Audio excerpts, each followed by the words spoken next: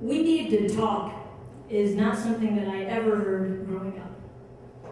When I was 15, my sister found a secret love note that I wrote to my then girlfriend, and she passed it around to my other siblings, and then they told my parents. And my parents, instead of talking to me, sent me to a licensed clinical social worker to talk to me instead.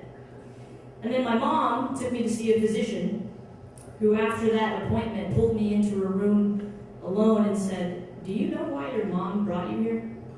And I lied and I said, "No." And she said, "Honey, you need to go home and talk to your mom." And I said, "Okay," and I never did. Growing up with my parents was difficult for me. We didn't get along very well, and I never voluntarily told them the truth. Ever. So, on February 5th, 2006, when I decided to go over to their house and talk to them about some truths, I was pretty damn nervous. So I walked in to the home, went to the TV room where I found my mom on the phone with my younger brother yelling at him. My older brother Ben in the room watching TV. And I sat there all bundled up in my winter coat, too nervous to take it off, and I waited.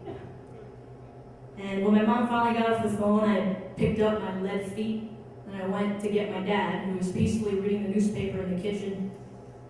And again, just the mere act of going to him and saying, "Dad, I need to talk to you and Mom about something," was terrifying.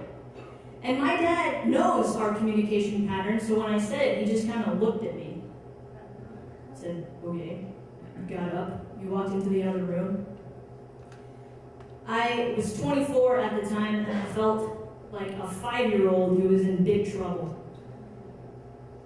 But every so often, my powerful self remembers that it exists and shows up. So there was this moment then of, you're sitting here, you just gotta do it. Just go.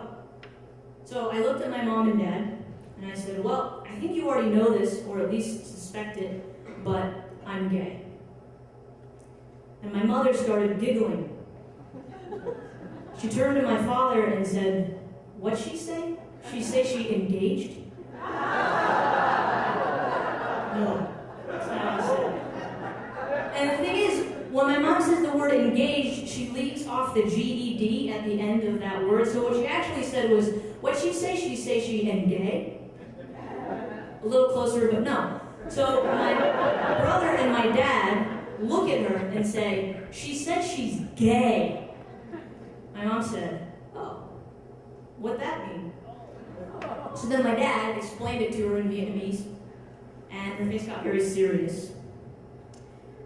Now, the thing with my mom is that I know she loves me, right, in my head, because she's my mom.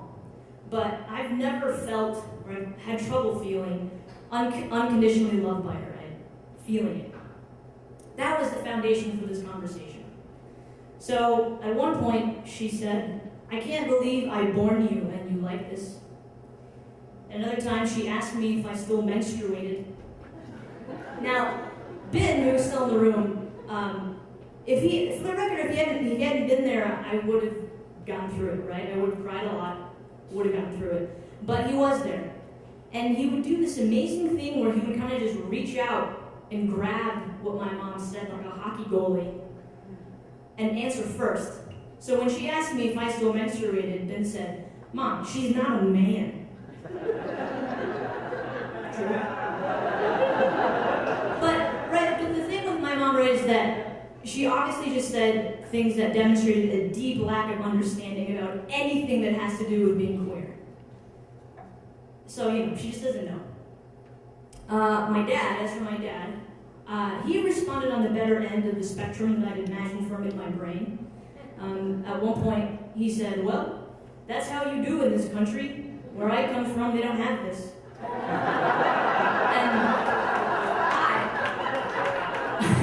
I proudly was the one that said, "Dad, maybe they don't talk about it in Vietnam, surprise, surprise, but gay people are everywhere."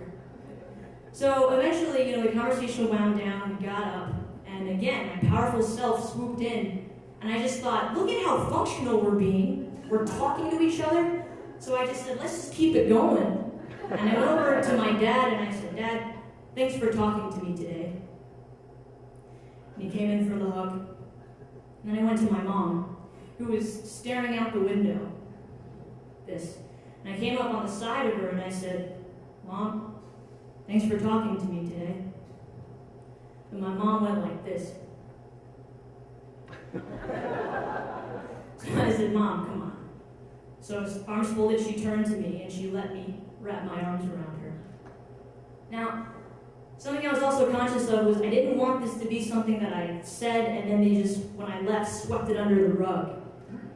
And one of the best ways to keep, the rainbow flag kind of flying is to just have a lady, right, that I can bring home to my parents. So, I really wished at the time that at the end of this conversation, I could have just said, and now, presenting my lady friend who's been in the car for an hour. But I wasn't dating anybody at the time. So I kept on not dating anybody until 2010, when I found myself in the midst of a 6-year romantic drought. Earlier this year, though, I quit my job to go on a 2-month volunteer trip called the Equality Ride. That was a bus that rode around to college campuses with policies that discriminate against lesbian, gay, bisexual, transgender, and queer people. And I hit it off with someone on the ride. And get this, she pursued me, which is totally unheard of. Her name is Kate, and she was actually the director of the ride, which, is how I roll. We have since moved in together, which, is kind of how two ladies in a relationship roll. But it's so crazy because I think about how helpless I felt when I was 15. I think about how terrified I was when I was 24, and then I settle into the present of this happiness that I didn't even know to dream of. And I'm happy to report that I have brought my special lady friend, Kate, home to my parents. She comes in, she does not wait in the car, and she has hugged my mother from the